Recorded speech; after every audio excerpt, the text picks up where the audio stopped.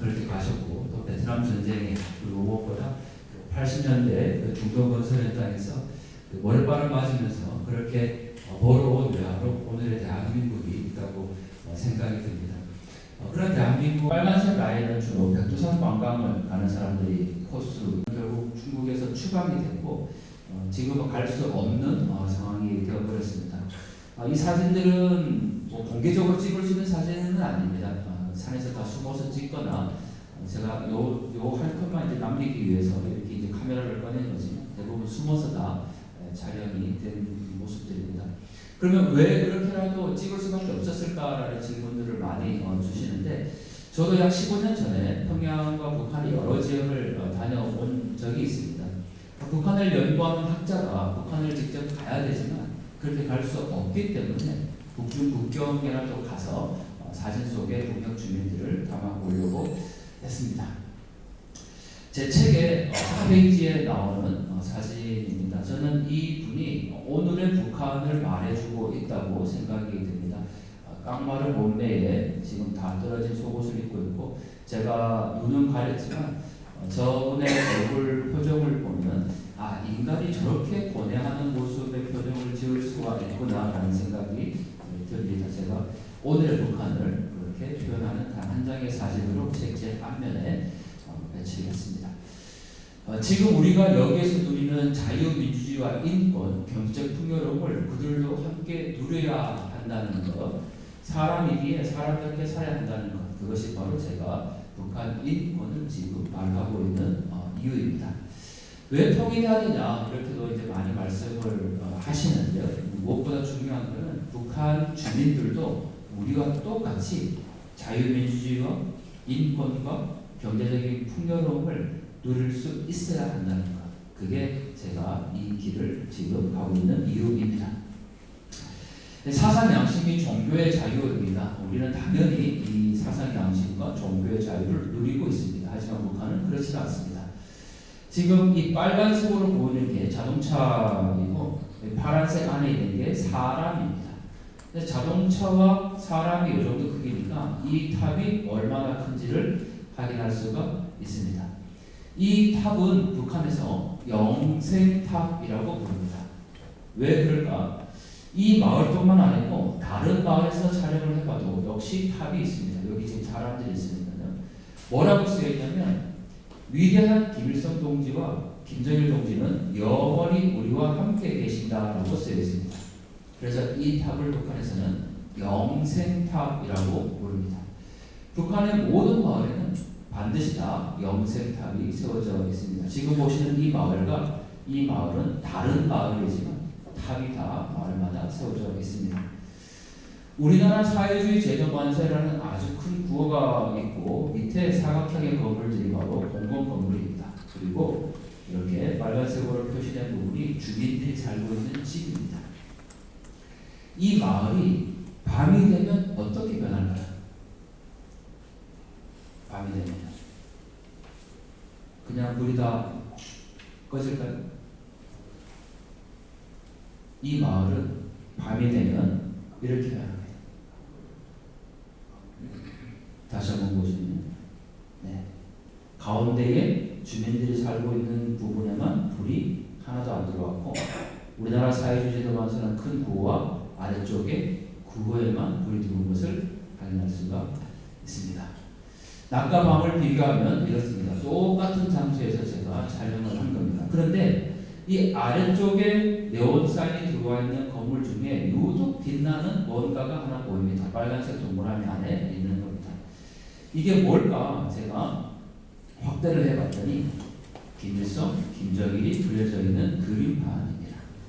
이거는 페인트로 그림을 그린 게 아니고 모자이크 조각 하나하나를 붙여서 만든 벽화입니다.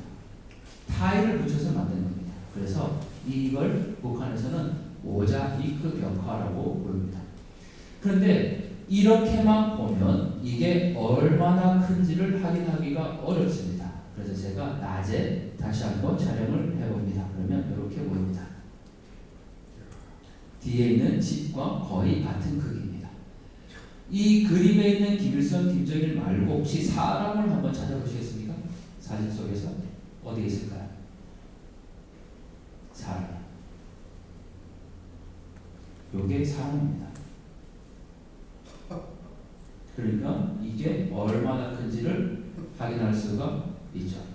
이걸 북한에서는 모자이크 벽화라고 부르고, 영생탑과 모자이크 벽화는 북한의 모든 마을마다 반드시 세워져 있고, 누군가가 이걸 훼손하거나 심지어는 손가락으로 가리키고 비난하더라도 정치범으로 그렇게 간주를 합니다. 그러면 많은 분들이 이 모자이크 벽화가 북한에 몇 개 있는가라는 질문을 주십니다. 과연 북한에 몇 개가 있을까요? 모자이크 벽화가. 정답은 알 수 없다입니다. 왜냐하면 북한의 행정구역 마을마다 다 세워져 있으니까 대략의 행정구역의 마을 수를 세면 이 모자이크 벽화의 수를 알 수 있겠지만, 모자이크 벽화는 지금도 계속 세워지고 있습니다. 어떻게 알 수 있냐면, 김정은이 올해 1월 7일 날 광천 닭공장이라는 곳을 선지도를 합니다. 이 김정은과 김주혜의 모습입니다. 이 계란 몇 개, 북한에서 닭알이라고 얘기를 하는데, 계란 몇 개를 놓고 이 지금 닭공장을 지었다고 지금 현지 지도를 하고 있는 모습입니다. 그런데 현지 지도를 간 날은 1월 7일인데 이 공장이 개업식을 한 날, 조업식을 시작한 날은 며칠이냐면 1월 13일입니다. 6일 뒤에 공장이 열렸죠. 그런데 조업식을 할 때 자세히 보니까 뒤에 모자이크 벽화가 새롭게 세워졌는데, 요 김정은의 사진이 모습이 언제냐면 바로 6일 전에 이 모습입니다. 그러니까 6일 만에 이 모자이크 벽화가 지금 공장 안에 다시 세워진 겁니다. 북한의 모든 마을에는 반드시 이 모자이크 벽화가 있지만, 그 마을에 큰 공장이나 기업소가 새롭게 들어서면 그 공장 기업소 마당에 또 이렇게 모자이크 벽화를 투합합니다. 그래서 정확하게 몇 개 있는지를 확인하기가 어렵습니다. 중요한 것은 이 모자이크 벽화와 영생탑을 훼손하면 그 사람을 정치범으로 간주를 한다는 겁니다. 이런 곳에 북한이 주장하는 것처럼 사상 양심과 종교의 자유가 있다라고 말하는 것은 거짓이라는 것을 확인할 수가 있다는 거죠. 자유로운 이동과 거주가 허락되지 않는 곳입니다. 저는 부산에서 왔지만 오면서 한 번도 검문을 받지 않았습니다. 우리 선생님들께서도 오늘 아침에 이곳에 오시면서 대중교통을 이용하셨거나 차량을 이용하셨어도 검문을 받지는 않으셨을 거예요. 그러나 북한에서는 반드시 지역과 지역을 이동할 때, 읽어주시면 더 좋습니다. 네. 지역과 지역을 이동할 때 반드시 검문을 받도록 되어 있습니다. 탈북민이 증언을 한 것이 북한인권 보고서인데, 뭐라고 증언을 했냐면 다른 시도로 이동하기 위해서 서비스차를 탄다라는 증언들을 합니다. 탈북민이 북한에 있을 때 서비스차. 이 서비스차는 서비스와 차의 합성어입니다. 그런데 우리가 오해하는 것이 서비스라는 단어를 쓰니까 북한 당국이 주민들을 위해서 굉장히 좋은 서비스를 제공하고 있다보다 이렇게 오해할 수가 있습니다. 그런데 이 서비스차는 어떤 모습이냐면 이게 서비스차입니다.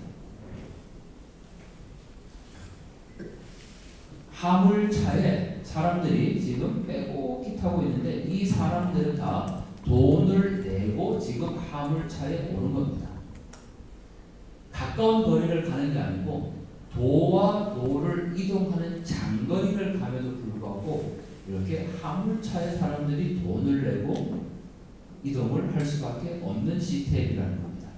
우리처럼 버스나 택시나 기차나 이런 인프라가 전혀 갖춰져 있지 않기 때문에 결국 이렇게 화물차 영업을 할 수밖에 없고, 저 돈을 받은 화물차 기사는 개인이 갖는 것이 아니고 그 부분의 상당 부분을 자기 기관 기업소에 바쳐야 되는, 당에 다시 바쳐야 되는 돈으로 사용을 하고 있습니다. 이 서비스차의 모습이죠. 이 차가, 화물차가 가다가 기사가 내렸습니다. 이 빨간색 동그라미는 제가 강조를 해둔 건데, 기사가 왜 내렸냐고 봤더니 검문을 받고 있는 장면입니다. 어디를 가나 반드시 검문을 받도록 되어 있습니다. 북한에 전기가 없다고 많이 얘기합니다. 그런데 전기가 없는 게 아니고 제대로 주민들에게 공급을 안 하고 있는 겁니다. 우리가 24시간 지금 이렇게 환하게 불이 들어오는 것도 정말 대한민국이 잘 살고 있다는 것의 하나의 증거인데, 북한에서는 24시간 전기를 사용한다는 것은 상상하기가 어렵습니다. 주민들이. 그런데 여기에 CCTV가 달려 있습니다. 이 연구는 초소입니다.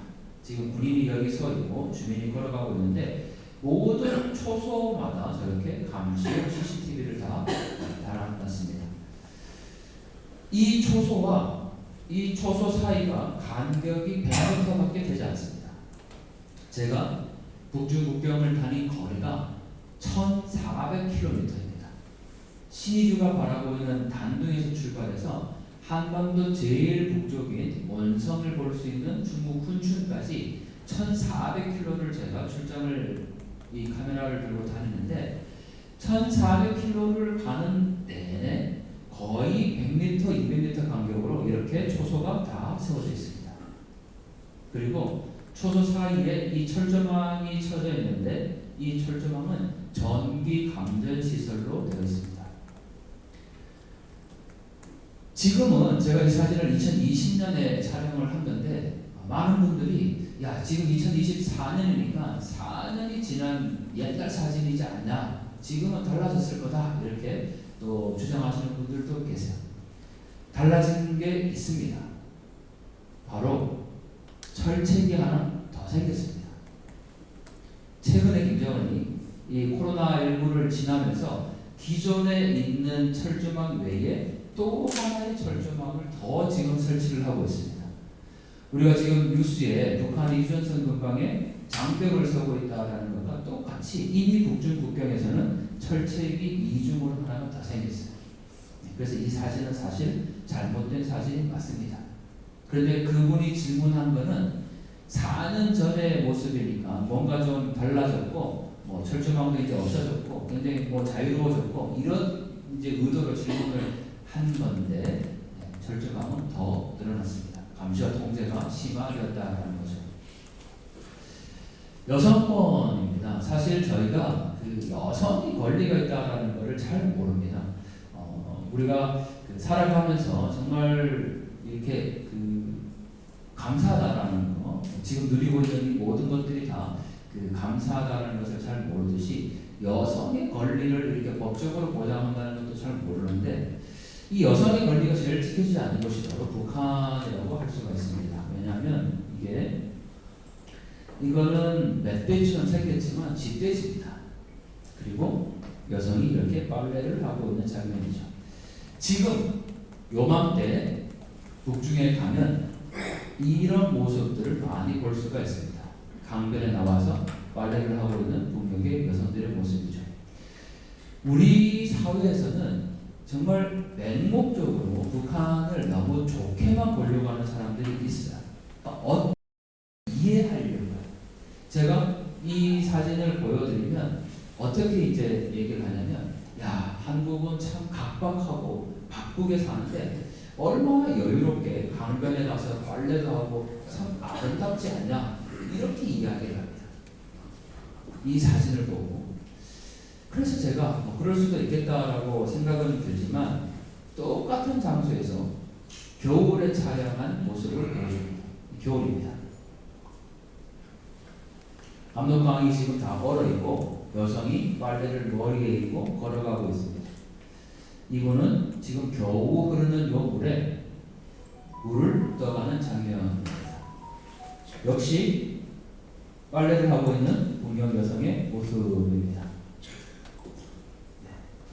지금 얼음 위에서 빨래를 하고 있는데 제가 이 사진을 촬영할 때 정확히 기온이 영하 28도 정도 됐습니다. 압록강의 체감 온도를 감안하면 영하 30도가 넘는 추위입니다. 제가 카메라 렌즈를 바꾸려고 장갑을 벗으면 한두 컷 찍기가 어렵습니다. 손가락이 떨어져 나갈 것 같습니다. 그런 추위에 지금 여성이 빨래를 하고 있는 모습이죠. 앞서 이 사진을 보고 야, 참 아름답다라고 표현한 분에게 제가 이렇게 늘 반문합니다. 만약에 이분이 우리의 어머니라면 어떻게 하시겠습니까? 라는 질문을 제가 합니다. 중학교에 가서 제가 강의를 했는데 중학생이 저한테 이렇게 질문합니다. 선생님, 집에 세탁기, 건조기 있는데 왜 강변 가서 빨래를 해야 됩니까? 이런 질문을 합니다. 우리가 세탁기, 건조기가 있는 것이 너무 당연한 시대가 되어버렸습니다. 물론 제가 여기 계신 우리 원로 선생님들 앞에서 이런 말씀을 드리기는 굉장히 죄송스럽습니다. 그렇지만 대한민국이 어느 순간부터 잘 살고 있다는 것을 잘 인지를 못하고 그냥 당연한 듯이 생각을 합니다. 여름에 어디 가면 당연히 에어컨이 나와야 되고 겨울에 어디 가면 히터가 그냥 나와야 되는 거고 집에 세탁기, 건조기 있는 것이 너무 당연한 현상을 받아들이는데 우리 원로 선생님께서 너무 잘 아시지만 대한민국이 잘 살게 된 지가 그렇게 오래전의 이야기가 아니라는 사실입니다. 그런데 그것을 저희가 너무 잊고 사는 것이 아닌가라는 생각이 듭니다. 당연히 결코 아닌 거죠. 중학생 아이가 저에게 세탁기, 건조기 있는데 왜 강변 가서 빨래해야 되냐라고 질문하는 것은 너무나도 이런 생활들을 한 번도 경험해보지 않았기 때문에 저 역시도 저렇게 강변에 가서 빨래를 하거나 우물에서 물을 따간다는 사실을 전혀 생활에서 경험해본 적이 없는 세대입니다. 역시 마찬가지로 빨래를 하고 있는 동역의 여성의 모습이고요. 이 군인들도 예외는 아닙니다. 이 사진은 군인입니다. 지금 머리에 쓰고 있는 게 이 군인들이 쓰는 털모자인데 북한에서는 뭐 선군 정치라고 해서 군인들을 가장 우선시한다고 하지만 군인들이 사는 막사에도 이렇게 수도 시스템이 잘 되어 있지 않기 때문에 군인들도 역시 물을 떠가는 장면을 확인할 수가 있습니다. 이 빨간색 동그라미 안에 있는 건 제가 강조를 해둔 건데요. 뭘까요? 빨간색 동그라미 요거 뭐처럼 보이십니까? 뭘까요? 요거. 참고로 계집은 절대 아닙니다. 많은 분들이 계집이다 이렇게 이제 얘기를 하시는데 계집은 아닙니다. 뭐처럼 보이십니까? 집 마을이 지금 이렇게 있고 길이 이렇게 지금 나 있죠. 네. 감시하려는 것? 네, 아닙니다. 네. 길이 이렇게 지금 나 있습니다. 제가 요거를 한번 확대해 보겠습니다. 그러면 어떻게 보냐면 이렇게 뭘까요? 우물입니다. 우물.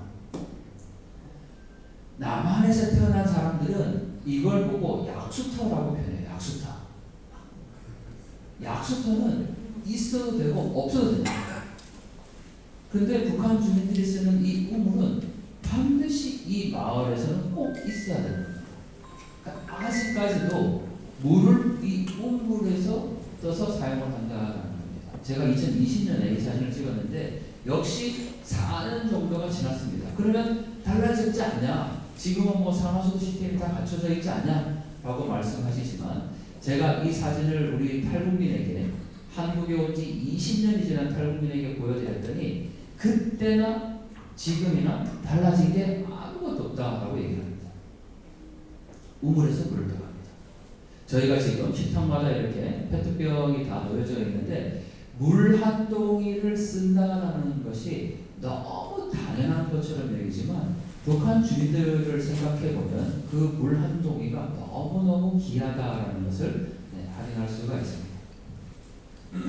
그리고 제가 학교에 가서 청년들이나 뭐 청소년들에게 이 우물에서 물을 떠간다라고 이렇게 설명을 해도 잘 이해를 못해요.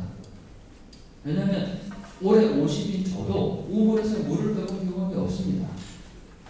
그러니 제 밑에 후배 세대들은 더더욱 아무리 우물에서 물을 떠간다는 걸 설명을 해줘도 체감을 못합니다. 그런데 선생님들 계시지만 대한민국이 우물을 벗어난 지가 몇백 년 전의 일이 아니라 불과 몇십 년 전의 일이라는 사실인 거죠. 지금도 북한은 우물에서 물을 사용하고 있습니다. 아이들인데요. 뭐 아이들은 꿈과 희망이 있어야 된다고 얘기를 하지만 절대 그렇지 않습니다. 만약에 이 세상에 부러먹으라는 구호가 있는데 어떤 북한의 건물에 세상에 부러먹으라는 구호가 붙어 있으면 그 건물은 유치원이거나 타가소입니다. 세상에 부러움은 부러움입니다. 이런 구호를 붙여놓습니다. 그리고 아이들을 4살 때부터 타가소에서 교육을 시킵니다. 아이들은 지금 이맘때가 되면 대부분 학교에 있지 않고 옥수수밭에 가서 일을 합니다.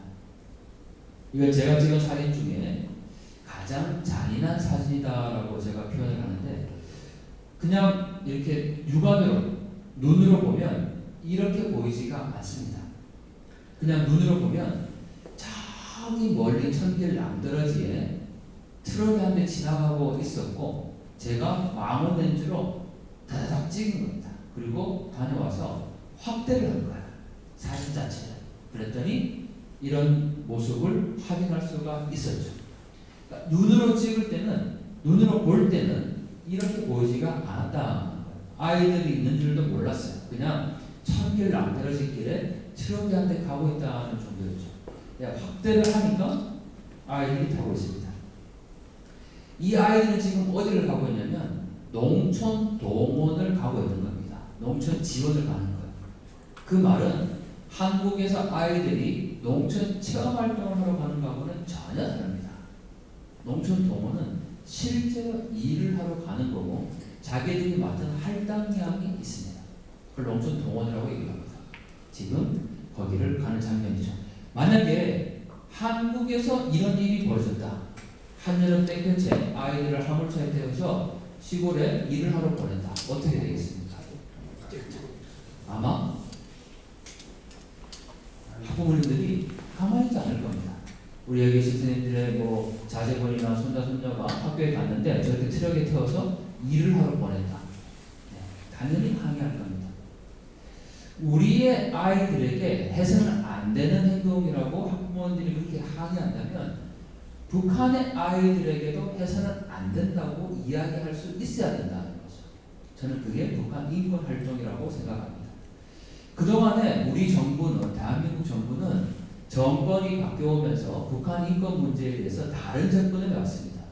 특히 지난 정권에서는 북한의 눈치를 보느라 북한 인권 문제에 대해서 공론화시키지 않았습니다. 현 정부는 이 북한 인권 문제의 개선이 그게 곧 우리의 안보고 통일이다라는 인식을 갖고 국제사회에 공식적으로 이 문제를 제기를 하고 있습니다. 저는 공식적으로 후자의 입장에 동의하는 편입니다.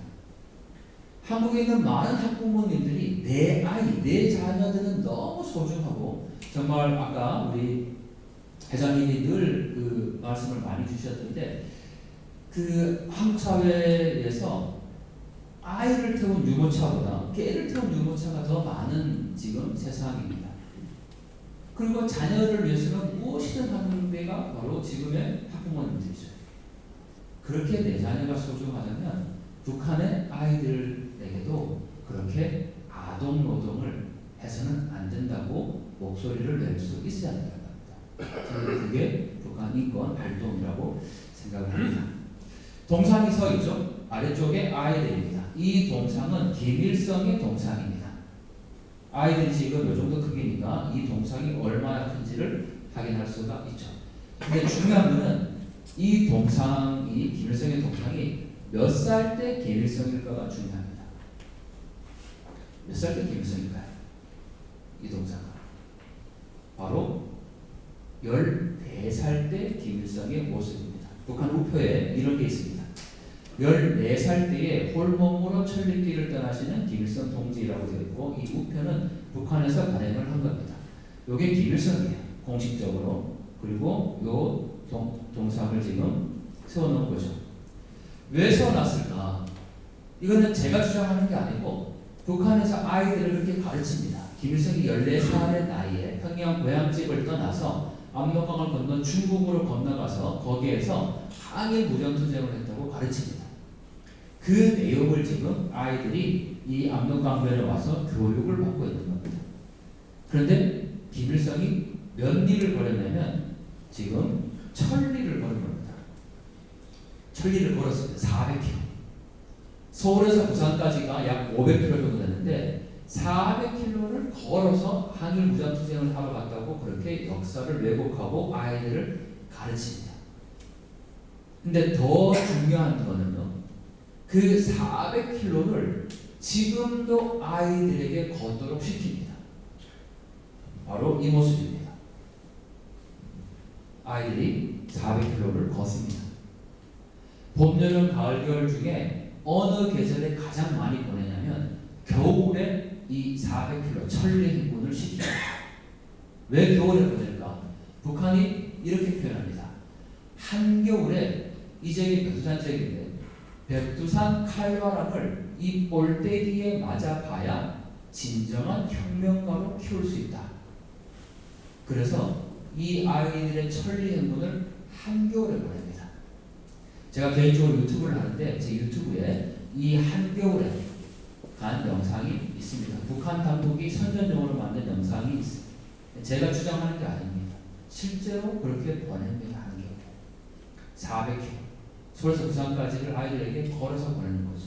그리고 그 천리행군이 끝날 때쯤 아이들은 실탄 사격을 다 합니다. 잠은 그냥 수경입니다. 한마디로 군사훈련을 받고 있는 모습이죠. 식량권인데 이분들은 지금 강에서 뭘 하고 있을까요? 제가 이렇게 질문 드리면 남한에서 태어난 많은 분들은 그냥 뭐 조개 잡고 있거나 뭐 낚시하거나 다슬기 줍거나 뭐 이렇게 얘기를 합니다. 그런데 이 모습은 바로 압록강에서 사금을 채취하는 장면입니다. 압록강에 있는 모래를 고운 그물에 치면 금가루가 사금이 있는데 그걸 팔아서 외화를 획득하고 그걸 강에다가 바치는 외화불 작업을 하고 있습니다. 지금은 이렇게 한 팀만 보이지만 강을 따라서 수백 명의 사람들이 압록강에 들어가서 이렇게 사금 채취를 합니다. 이 사람이 등에 짊어지고 있는 것은 잠수할 때 쓰는 낙덩이입니다. 그래야 물속에 잠수를 할 수가 있습니다. 그걸 메고 사금을 지금 채취를 하고 있죠. 이건 산처럼 보이십니까? 밭처럼 보이십니까? 산일까요? 밭일까요? 밭일까요? 이거는 산에 있는 밭입니다. 산에 원래 나무가 있어야 되는데 모든 나무를 다 베어내고 밭을 다 경작을 한 겁니다. 여기까지 다 밭입니다. 집이 여기에 있죠. 제가 출장을 다니는 거리가 1400km입니다. 서울 부산을 3번 왔다 갔다 할 수 있는 거리인데 그 1400km를 가는 동안 보이는 모든 북한의 산은 다 이렇게 민둥산입니다. 나무가 없습니다. 거의 없습니다. 제가 혼자 망원렌즈를 갖고 출장도 다녔지만 만약에 이렇게 포럼에서 우리 선생님들이 북중국경을 같이 이제 가고 싶다고 하면 제가 직접 현장에서 가이드를 해서 모시고 갑니다. 그러면 버스에서 질문을 하십니다. 제가 이 버스에서 설명을 하면서 저기는 북한의 어느 지역이고 뭐 저건 북한의 학교입니다. 이렇게 가이드를 버스에서 하고 있으면 질문을 하세요. 첫날부터 둘째 날까지 제일 많이 하시는 질문은 차를 타고 가니까 저기 앞에 보이는 곳이 강교수 중국이야 북한이야 이 질문을 되게 많이 하세요. 그런데 이틀만 지나면 그 질문은 절대 안 하세요. 나무가 있으면 무조건 중국이고 나무가 없으면 무조건 북한입니다. 중국도 그 북중 국경에 아주 울창하게 숲을 뿌려놨어요. 나무를 베지 않습니다. 그런데 북한은 거의 나무가 없는 민둥산으로 밭을 다 경작이 되어 있습니다. 이건 제가 아파트 창문을 촬영을 한 겁니다. 15가구가 있죠. 제일 잘 살 것 같은 집은 어딜까요? 15가구 중에. 이게 다 창문입니다. 창문 하나를 한 집으로 본다면 제일 잘 살 것 같은 집은 아마 이 집일 겁니다. 왜냐하면 이 검은색이 태양광입니다. 그리고 노란색으로 보이는 게 옥수수입니다. 식량 이거는 제가 이 집만 찍어서 그런 게 아니라 지금 가지고 계신 그 하부집의 표지가 제가 그 책 표지인데 그것도 건물입니다. 자세히 보시면 유리창이 없습니다. 우리가 이 건물에 유리창이 있다는 것을 감사하지는 않습니다. 그건 너무 당연하다고 생각을 하니까요. 그렇지만 북한의 모습과 비교해보면 저 유리창은 결코 당연한 것이 아니라는 겁니다. 유리창이 거의 없습니다. 이게 지금 걸음 전투를 하고 있는 장면입니다. 걸음 전투는 뭐냐면 역시 마찬가지로 이게 또 걸음 전투를 하고 있는데 여성들이 수레를 지금 끌고 가지 않습니까? 이게 작은 수레입니다. 이게 말하자면 인분입니다. 똥. 북한에서는 지금 겨울에 가장 많이 하는 작업이 걸음 전투예요. 왜 할까? 일단 필요가 없으니까요. 인분과 볏짚을 섞어서 퇴비를 만들고 그걸 한겨울에 여성들이 밭에다가 일일이 뿌려놓는 작업을 합니다. 굳이 안 해도 될 일을 하고 있는 거고 더군다나 이렇게 인분을 사용하면 기생충 문제가 해결되지 않습니다. 제가 이렇게 북한에서 그 걸음 전투를 하고 있다라고 말씀을 드리니까 또 북한에 대해서 그냥 무조건 이해하려고 하시는 분이 이렇게 질문하세요. 야, 우리는 그 몸에 안 좋은 화학 비료를 쓰는데 북한은 저렇게 자연 퇴비를 쓰니 얼마나 건강이 좋은 거냐 이렇게 말씀을 하세요. 그런데 우리 선생님들 잘 아시겠지만 한국이 예전에 그랬다고 해요. 이렇게 인분을 썼을 때 기생충 문제가 있었다고 얘기를 합니다. 저는 잘 모르는 세계죠. 그 작업을 한겨울에 하고 있는 모습입니다. 김여정이 이번에 오물풍선을 보냈는데 북한 주민들 입장에서는 좀 황당할 것 같아요. 왜냐하면 이 걸음 전투를 한다라는 것은 자기가 바쳐야 될 똥의 양이 있어요. 만약에 학생이 학교에 다닌다 그러면 그 학생에게도 부여된 할당량이 있어요. 저 인분의 양을 똑같이 학교에 바쳐야 돼요. 직장을 다니면 직장에 할당된 양이 있어요. 그 오물을 이번에 풍선에 달아서 뿌린 거잖아요. 그 주민들 입장에서는 그게 너무 귀한 거예요, 사실. 왜냐하면 탈북민의 증언들을 들어보면 할당량을 채우기 위해서 장마당, 시장에 가서 이 똥을 사온다고 합니다. 귀한 거죠. 근데 그걸 지금 오물풍선에 담아서 띄워보냈으니 주민들 입장에서는 좀 황당할 수도 있을 것 같아요. 심지어 탈북민들의 증언들을 들어보면 화장실에 반드시 자물쇠를 채워놓는다고 합니다. 우리처럼 이 건물에 누군가가 쓰려고 막기 위해서 그런 게 아니고 똥을 훔쳐가는 것을 방지하기 위해서. 그 정도로 똥이 귀한 것이 북한이라는 거죠. 그런데 우리는 지금 경제적으로 너무 잘 살고 있다는 겁니다. 한쪽에서는 먹는 게 없어서 지금 굶어 죽고 저희는 너무 많은 음식물 쓰레기를 어떻게 처리해야 될 것인가가 고민인 그런 곳에 있다는 것이죠. 이게 굴뚝입니다. 밑에 1층 집에서 굴뚝이 나는 거는 뭐 그렇다 치더라도 이게 아파트입니다. 뒤에 이게 지금 한 5층 정도 되는 건물인데 그 옥상에 보면 다 굴뚝이 세워져 있고 여기에 연기가 납니다. 이거 제가 새벽에 나가서 촬영을 한 건데 왜 저렇게 굴뚝에 연기가 나냐면 바로 땔감을 아직까지 떼기 때문입니다. 겨우 새벽에 이 지역이 영하 30도까지 떨어지는 양강도 해상 지역입니다. 겨우 새벽에 그 난방을 조금 하고 위에서 이렇게 나무를 떼다 보니까 온 천지가 그냥 도시가 뿌옇게 변합니다. 지금 제가 이렇게 사진을 확대해서 그렇지 전체 마을이 있는 데를 이렇게 보면 그야말로 그냥 흰 구름이 마을을 그냥 이렇게 덮고 있는 모습입니다. 모든 굴뚝마다 다 연기가 올라갑니다. 이게 건설장인데 한국에서 건설하시는 분들께 이 몇 장의 건축 현장의 사진들을 보여드리면 깜짝 놀라십니다. 이게 지금 그래도 고층입니다. 여기에 지금 이렇게 그 거푸집이 있고 이게 도로대입니다. 이걸 가지고 콘크리트 타설을 지금 하고 있는 장면이고 기초가 나무로 이렇게 나왔습니다. 이 사진뿐만 아니라 북한의 건설장 어디를 찍어도 다 이렇게 열악한 모습입니다. 심지어는 북한이 25층, 30층 아파트를 선전하는 곳이 있어요. 신의주에. 북한 당국이 선전하는 아파트. 근데 그것을 제가 망원렌즈로 찍어서 확대를 해보니까 이 미장이라고 하잖아요. 이 콘크리트를 누가 하고 있냐면 여성이 그 조그마한 도구, 제가 그걸 이름을 잘 모르겠는데 그걸 가지고 외벽을 20층 아파트에서 이렇게 바르고 있어요. 그런 방식으로 25층 아파트를 짓습니다.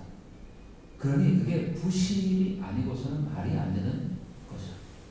이런 방식의 건설을 하고 있습니다. 그런데도 김정은은 매일같이 평양에 무슨 여명거리, 얼마 전에도 전이거리 준공식을 했었는데 그렇게 이 건설을 하고 있다는 것을 대대적으로 자랑합니다. 심지어는 뭐 1년 만에 이 신도시를 하나 만들었다라고 자랑을 하죠. 부실일 수밖에 없습니다. 그런데 제가 이제 이렇게만 말씀드리면, 야, 정말 북한이 한국의 1960년대 돌아와서 뭐 50년대 전쟁 이후의 상황과 같다. 통일이 진짜 어렵구나. 이렇게도 생각할 수 있을 것 같습니다. 그런데 북한이 변화하고 있습니다. 그게 저희는 희망입니다. 어떻게 알 수 있냐면 바로 장마당입니다. 시장.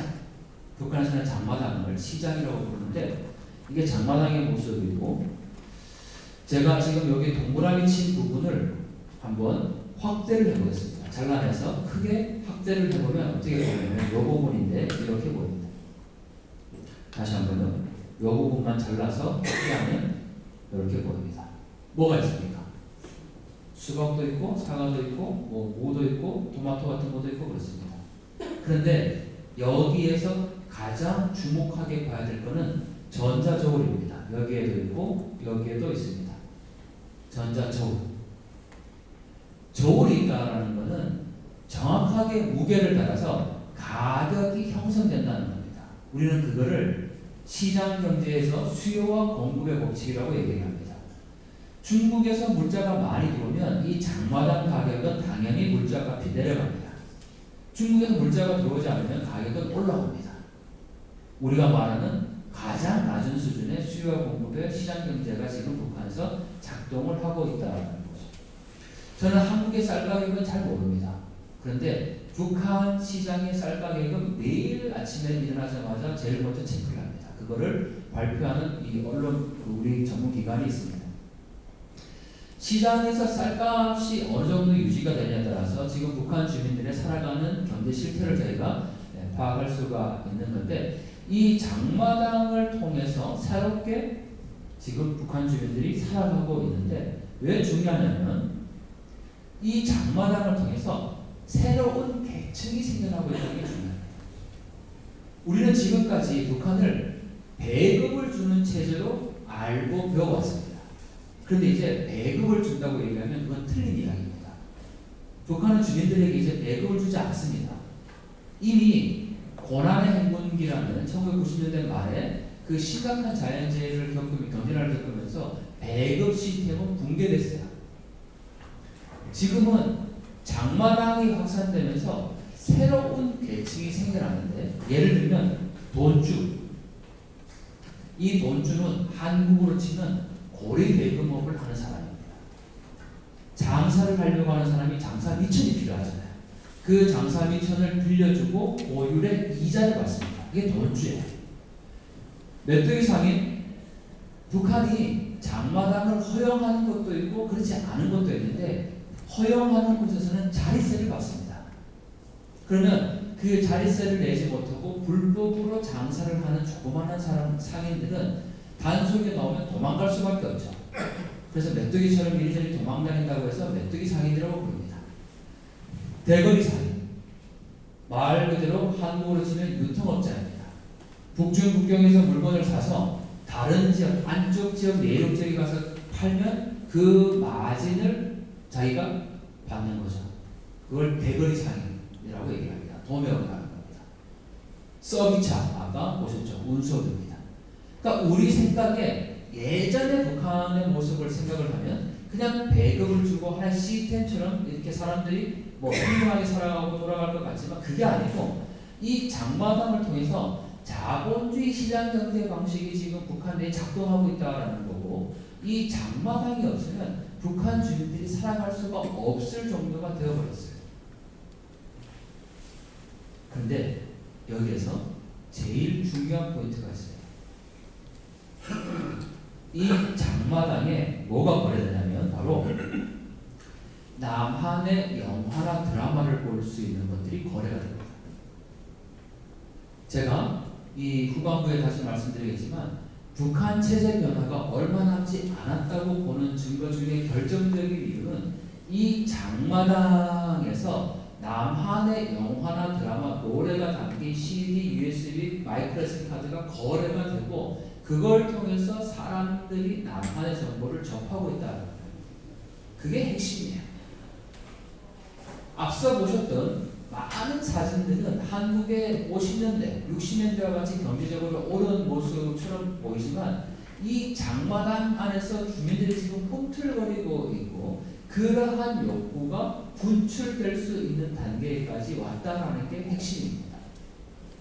그래서 제가 이 북한을 연구를 하다 보니까 북한 연구의 방법이 뭐 여러 가지가 있을 건데 제가 북중 국경에 가서 사진도 찍어 왔고 또 지금은 중국을 못 가니까 어디를 가냐면 연평도와 병명도를 갑니다. 이건 제가 쓴 책인데 서해 5도에서 북한 쓰레기를 줍다라는 책입니다. 서해 5도는 여기입니다. 병명도, 연평도 이 지역이죠. 여기에 가면 해안가에 북한 쓰레기가 밀려옵니다. 이번에 띄웠던 오물풍선하고는 좀 다른 거야.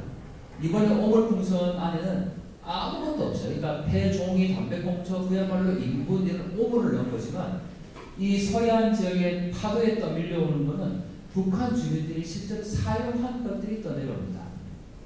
예를 들면 이런 거야. 이 사탕봉지입니다. 사탕봉지. 이 헬로키티죠. 우리가 잘 알고 있는. 이거는 북한이 카피한 거야. 모방한 겁니다. 지금 여기에 그려져 있는 거죠. 딸기향 크림이 들어간 사탕인데 그러다 보니까 이 헬로키티는 미고를 달았는데 얘는 딸기를 달았어요. 좀더 빨리. 딸기향이 들어갔기 때문에 그렇습니다. 이건 우리 신라면이에요. 신라면. 이거는 북한에서 만든 라면이에요. 여기 노란색과 검은색 라인이 똑같습니다. 북한이 카피한 거야. 이 소하고 밑에 소하고 어느 게 북한 소 캐릭터일까요? 구별하기가 어렵죠. 위에 게 북한 소 캐릭터고 밑에 게 남한 라면에 있는 캐릭터고 북한이 카피한 거야. 이 정도로 카피를 했다라는 것은 이 신라면이라는 것이 북한 시장 내에서 주민들에게 익숙한 알고 있는 제품이라는 것을 의미한다라는 겁니다. 한국 제품이 중국을 통해서 밀수로 지금 북한 내에 들어가고 있고 한국 제품은 중국 제품보다 훨씬 더 비싼 가격에 북한 내에서 거래가 되고 있습니다. 그게 핵심이라는 거죠. 그러니까 그냥 북한이 멈춰있는 것 같고 1950년, 60년처럼 아직까지도 물론 우물에 가서 물을 뜨고 빨래를 하긴 하지만 그 시장을 통해서 남한의 정보를 접하고 있고 자본주의 시장 경제 방식들이 지금 작동하고 있다는 거예요. 그게 북한 사회 변화고 우리가 지금 북한 체제가 곧 변화될 거라는 증거 중에 하나라는 겁니다. 그런데 이런 것도 떠내려옵니다. 이거 북한산 신발이 어떻게 할 수 있냐면 여기 영란너구리라고 북한 캐릭터입니다. 이 신발 제가 주는 건데 이 하얀색은 실로 기운 거예요. 저도 어릴 때 양말을 꿰매 신어본 적은 있지만 신발을 꿰매서 신은 적은 없어요. 지금 아이들에게 학생들에게 기운다, 꿰맨다라는 표현을 하면 잘 몰라요. 바느질을 해보는 게 없어요, 아이들이. 그래서 이렇게 신발을 기운다라고 표현해도 잘 모르죠. 그런데 저렇게 북한 주민들이 신발을 기워서 신습니다. 우리가 여기에서 중요한 게 있는데 바로 북한의 변화가 곧 얼마 남지 않았다라고 주장하는 근거 중에 하나는 이 장마당 세대 때문에 그렇습니다. 장마당 세대. 한국에서 요새 우리가 MZ세대라고 표현을 하잖아요.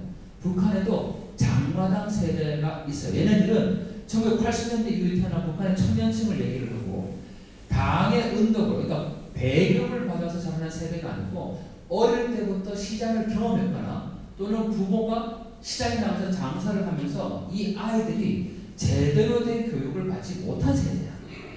그러니까 북한 체제가 유지될 수 있는 가장 근간은 사상 통제자는 위에서부터 어릴 때부터 세뇌 교육을 시키고 사상 통제를 하기 때문에 이 북한 체제가 계속 굴러갈 수가 있는 건데 그 사상 통제가 이제 안 되는 세대가 나타나기 시작한 거야.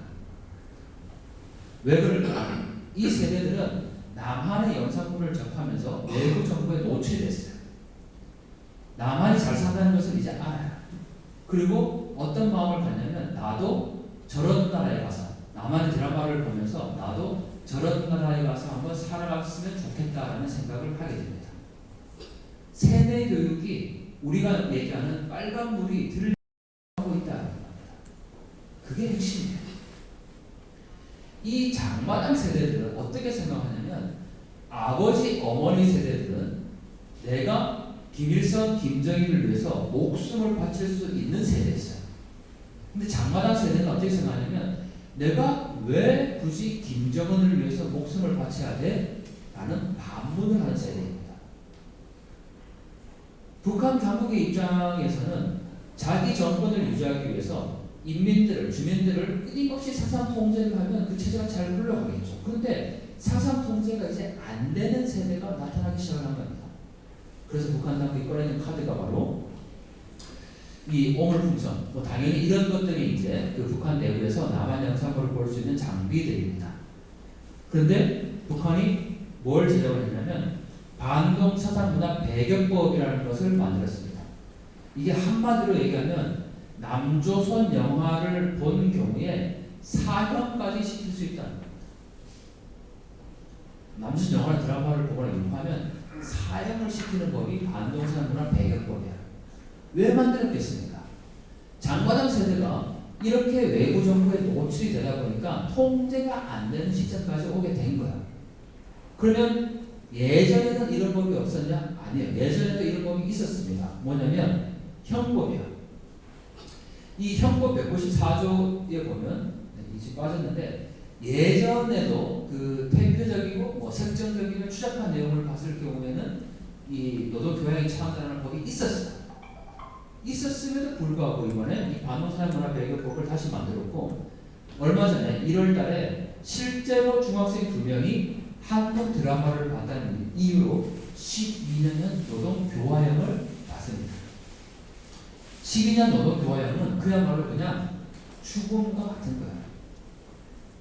중학생에게 12년 노동교화형을 선고를 한 겁니다. 법으로만 제정된 것이 아니고 실제 지금 이런 일을 하고 있다는 거죠. 왜 할까? 북한 당국의 입장에서 봤을 땐 통제가 안 된다는 거죠. 그래서 이번에 보낸 이 오물풍선 이런 것들이 들어있는데 북한은 대북 확산기 방송도 그렇고 이렇게 외부 정보가 들어오는 것에 대해서 굉장히 민감하게 반응합니다. 왜 그럴까? 저는 이게 바로 키워드라고 생각하는데 1990년대 말에 사회주의권 국가가 붕괴했습니다. 구소련도 붕괴했고 동유럽의 사회주의를 실현했던 많은 국가들이 붕괴를 했죠. 그런데 북한 당국은 그 사회주의권 국가가 붕괴한 원인이 어디에 있냐고 인식을 하고 있냐면 바로 여기에 있다고 생각합니다. 이거는 북한 당국이 쓴 표현인데 1990년대에 사회주의 붕괴는 벌써 20세기 중경부터 청년들이 자본주의 사상 독서에 오염된 데로부터 초래된 필연적 결과였다는 겁니다. 북한 당국이 그렇게 인식을 하고 있다는 거죠. 소련과 동북 유럽과 동독이 붕괴된 원인은 청년들이 자본주의에 오염됐기 때문에 망할 수밖에 없는 필연적 결과였다라고 당국이 인식하고 있어요. 그래서 북한 당국이 가장 두려워하는 것, 김정은이 가장 두려워하는 게 뭐냐라고 질문하면 바로 외부 정보입니다. 그 외부 정보를 접하는 청년 세대들이 지금 생각이 깨어나고 있고 그들이 바로 북한 체제 변화에 굉장히 중요한 동력으로 작동할 수가 있다는 거죠. 그래서 지금 이루어지고 있는 이 모든 현상들, 예를 들면 김 여장이 오물풍선을 보내고 어제 북러 정상회담을 하고 그러한 과정들 속에 나오는 것들이 바로 이 장관한 세대의 단속 그리고 체제의 결속 여기에 핵심적인 이유가 있다는 겁니다. 김정은이 이제 정리하겠습니다. 1월 15일 날 시정연설을 합니다. 우리가 언론에서 많이 보였을 텐데 뭐라고 얘기를 했냐면 우리 공화국의 민족 역사에서 통일화의 동족이라는 개념을 완전히 없애버려라 라고 얘기를 했고 삼천리 군수강산 8천만 대라는 단어를 쓰지 말라 라고 얘기를 하고 한국을 제1의 적대국으로 간주해라 이렇게 얘기를 지시를 합니다. 1월 15일 날 그랬더니 북한의 일기예보가 있는데 이거는 1월 14일 날 일기예보입니다. 북한도 보이고 남한도 보입니다. 이 북한의 그 일기예보 화면입니다. 그런데 김정은이 1월 15일 날 이 지시를 하고 나서 1월 16일 날 날씨 예보를 보니까 한반도에서 남한을 지워버렸어요. 한국이 없어요, 지금. 완전히 지워내버렸죠. 왜 그러면 김정은은 이런 지시를 했을까가 중요한데, 저는 그게 바로 동독의 길을 지금 북한이 가고 있다고 생각합니다.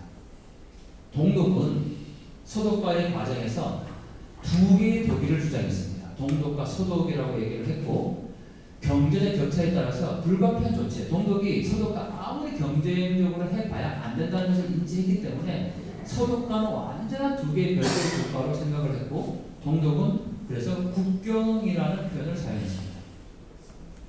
하지만 서독은 그렇게 인지하지 않았고 하나의 독일이라는 원칙을 내세웠고 접경이라는 표현을 사용했습니다. 김정은이 이번에 두 개의 조선, 완전한 적대국으로 이제 남한과는 아예 분리되어서 가겠다라고 주장한 게 이 동독이 말한 두 개의 독일과 똑같은 논리라는 겁니다. 그리고 동독은 여기에다가 장벽을 세우죠. 지금 여기 보이는 이 바리케이트가 서독이 세우는 겁니다. 이거 한 개밖에 없었어요, 서독은. 그런데 동독은 어떻게 했냐면 장벽에다가 이 장벽, 1번으로 보이는 게 콘크리트 장벽입니다. 그리고 2번으로 보이는 게 대전차 방어, 여기엔 지뢰도 매설되어 있습니다. 그리고 이 3번으로 보이는 게 전기 철조망이에요. 이걸 동독이 다 세운 겁니다. 그런데 지금 북한이 지금 뉴스를 보면 이렇게 장벽을 세우고 있다는 거죠. 동독이 걸어가는 길과 지금 똑같이 가고 있습니다. 여기서 중요한 결론은 딱 하나죠. 동독은 붕괴했다는 사실. 북한의 붕괴도 동독과 같은 길을 간다면 붕괴될 수밖에 없다는 것.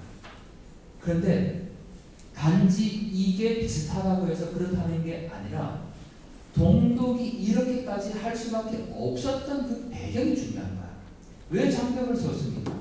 서독으로 탈출하려고 하는 사람들이 자꾸 늘어나니까 장벽을 세웠고 거기다가 철조망을 세울 수밖에 없었고, 서독의 텔레비전을 보면서 동독 사람들이 서독을 그리워하고 서독에 대해서 부러워했습니다.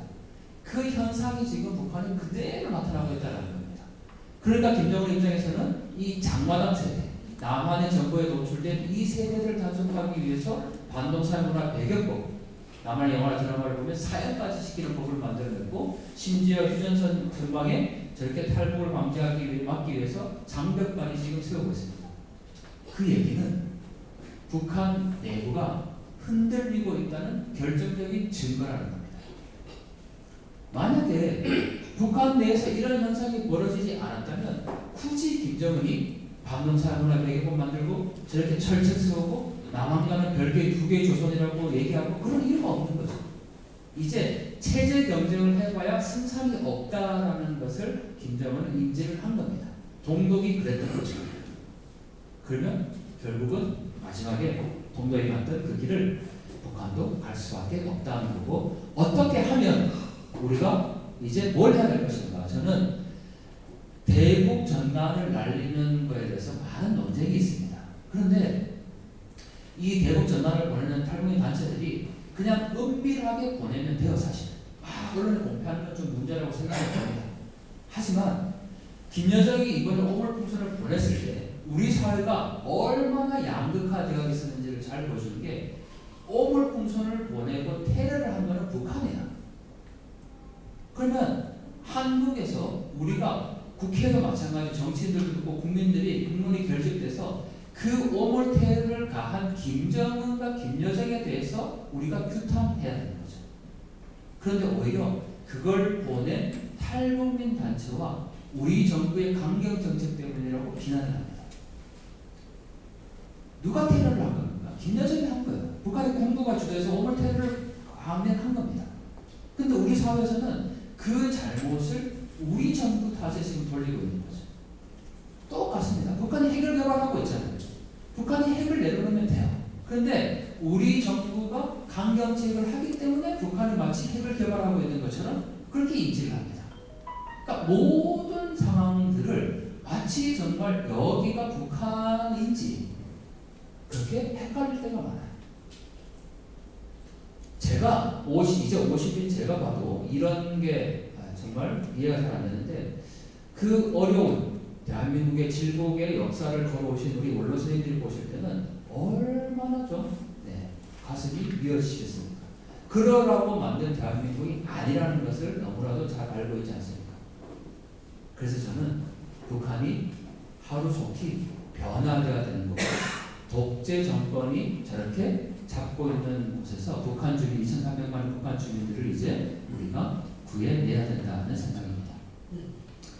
우리나라, 제가 이제 정리하겠습니다. 우리나라 지도를 한번 그려보라고 제가 학생들에게 얘기를 합니다. 우리나라 지도 한번 이렇게 그려보시겠습니까? 손으로 어떻게 그리시겠습니까? 우리나라 지도. 혹시 우리나라 지도를 이렇게 반만 그리지는 않으시죠? 북한이 없는. 요즘 학생들은 우리나라 지도를 그려보라고 그러면 이렇게 그립니다. 북한이 없이 그냥 남한만 그려요. 근데 이게 아이들이 잘못한 게 아니에요. 제가 이 사진을 어디서 찍었냐면 7번 국도 어느 휴게소에서 촬영한 건데 이런 지도를 그려놨어요. 근데 더 중요한 거예요.